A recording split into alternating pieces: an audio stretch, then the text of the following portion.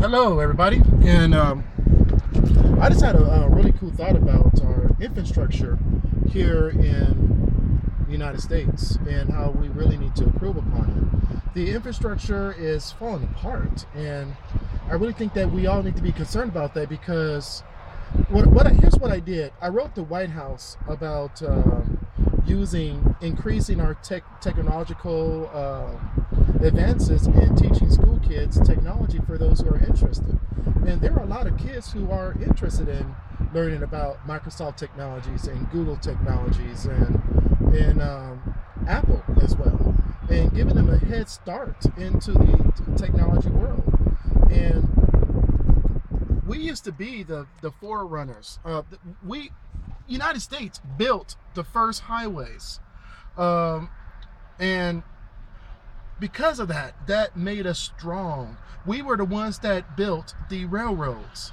We were the ones that came up with the final plans for the atom bomb, for God's sakes. Einstein did a lot of his greatest work here in the United States. We had the biggest and the strongest military in the world. And we had a really good infrastructure. And we still do in a way, but it's old. It's antiquated. It's falling apart. It's falling apart, folks. And it's sad to see that eventually we're going to get to a point where we're going to become a third world country. And when I wrote the White House about it, I was really concentrating on education for our young kids and the fact that Microsoft and Google and all these other companies have free programs, and they're free for youth, like Youth Spark. And also, why not use Office 365 for education if Microsoft is giving away for free? Why not provide every single child with an Office 365 account that's controlled by the Board of Education? And I know that's kind of hard to do because we have all these different states and they all want to do different things. But I'm talking about using technology to help our kids learn what is to come in the future. I do computer tech support, and I don't expect every single person on this earth to understand technology to its fullest. It's not for everybody to learn. That's why we have jobs in engineering. We have jobs in computer design, programmers. I'm not a programmer. I'm not a computer programmer, but there are people out there who are computer programmers. There are people out there who design websites. Then you have people out there who use the website that the website designers designed, and to like put out news and blogging and information. I use Joomla for my content management system. I didn't design Joomla. Joomla designed Joomla, the people who work with them.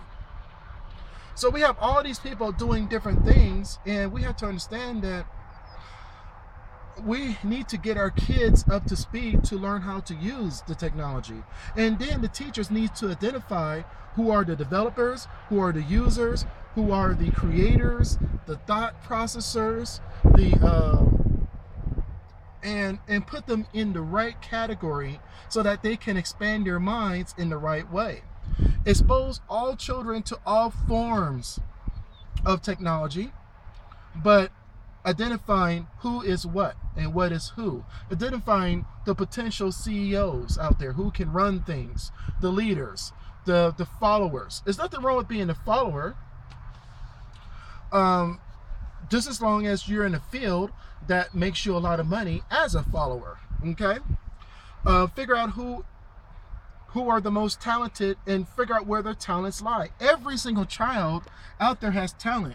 And yes, we get excited when we watch shows like America's Got Talent, like American Idol, like America's Next Top Model, seeing people who want to be in front of the camera. But there are a lot of people who want to be behind the camera as well. They are just as talented as the people who are in front of the camera. But we don't have any shows like America's Next Crew, movie crew or film crew. We don't have stuff like that because people know what they see on camera, but they don't really realize that there is a lot of creative people behind the camera that makes the guy in front of the camera look badass. Okay? Let me give you a good example of a bad movie, great actor. Great actor, very talented. The Snakes on a Plane, bad movie, bad crew, good actor, it sucked. Okay? What was it? All these motherfucking snakes on the plane. I don't remember the exact quote, but I'm not one for quoting things. But the fact is, there are a lot of talented people out there in various fields. And we need to push these people. And since I'm more towards technology, and I'm a very technological person, I understand computers, I understand electronics, I know how it works. And I do believe that if the schools really push for exposure to our children to technology, there should be no reason why a DSL technician on the phone should explain how a person should get to the start menu, or how to look for a taskbar or the address bar. A child should have the basic knowledge about computers, especially since this is where we're going today. Most businesses will be on Office 365 or Google Apps, and almost every single household will have some kind of computer. So even if you're not a technologically inclined person, you should at least know the basics, the very basics of how to use the address bar, the taskbar, how to get around Windows 8, and how to move around about in a Macintosh environment, how to design, well, not design, but how to type up a Word application processor, how to adjust margins, and just the basic stuff.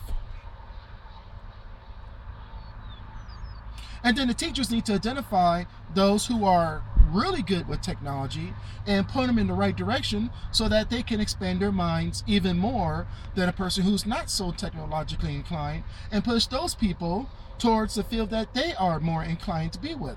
Like a person who is really good with words, we need to push them towards the English so that we can give them a foresight of where they can go in the future.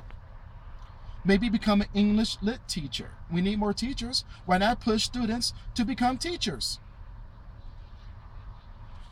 Our infrastructure is falling apart, and this is another part. I got off on the education rant, I know, but let's talk about our infrastructure. We should be rebranding our train, or rebuilding our train tracks so that we can get the trucks off the road as much as possible. We should be rebuilding our bridges, because it is the infrastructure that carries us all. The streets. In Germany, the streets are like 2 inches thick, or 2 feet thick. That's about 10 inches right there. Imagine 2 feet of asphalt. The roads never really go bad there. It snows just as much there as it does in Chicago, but yet in Chicago, we're filling up potholes daily.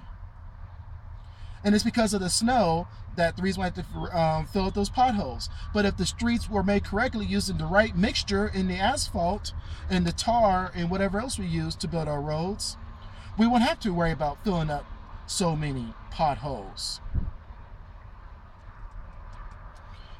The infrastructure needs to be rebuilt. Our education, our transportation.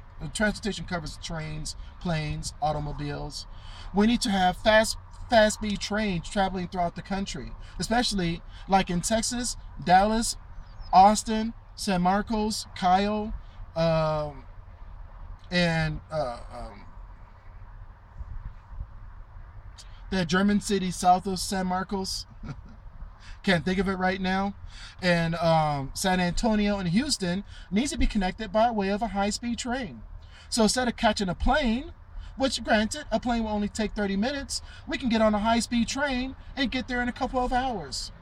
So that's an alternative to catching a plane. And then if we electrify the whole thing, that reduces air pollution. We need to think about our infrastructure and the uses of technology to better build our infrastructure, and also figure out a way to make construction faster. Construction takes a long time. We all know this.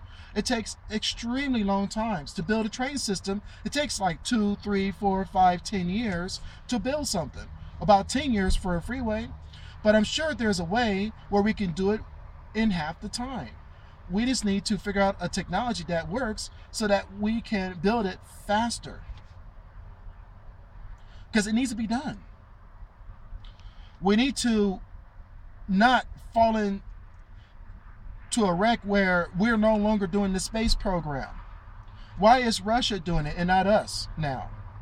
Why aren't we going to Mars? Why aren't we still going to the moon, building moon bases, figuring out a way to launch aircraft into space very cheaply, just off a landing strip, and be able to break through the atmosphere and into space and get to the space station, then make a permanent launch from the space station out to the outer planets to examine them in person instead of using robots?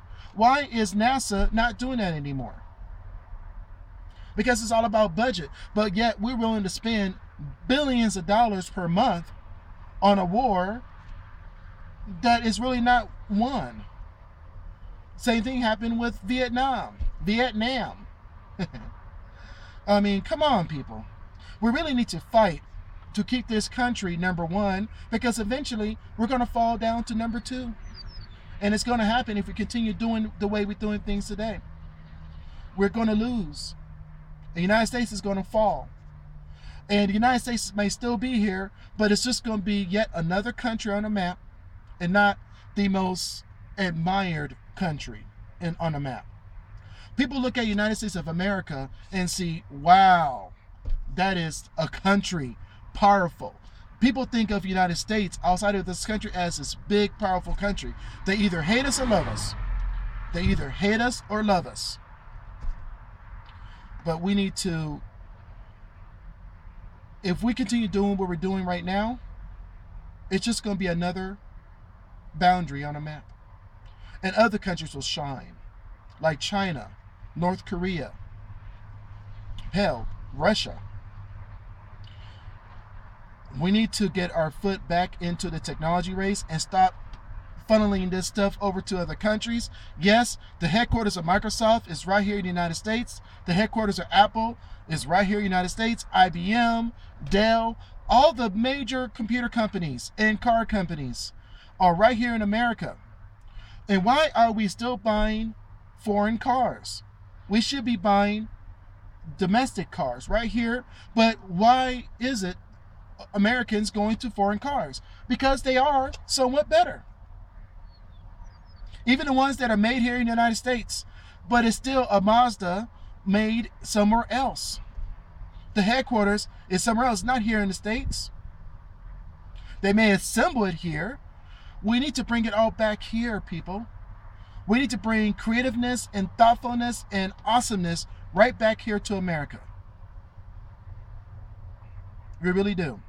Or we're just going to become yet another country. Shame. It was good while it lasted, I guess.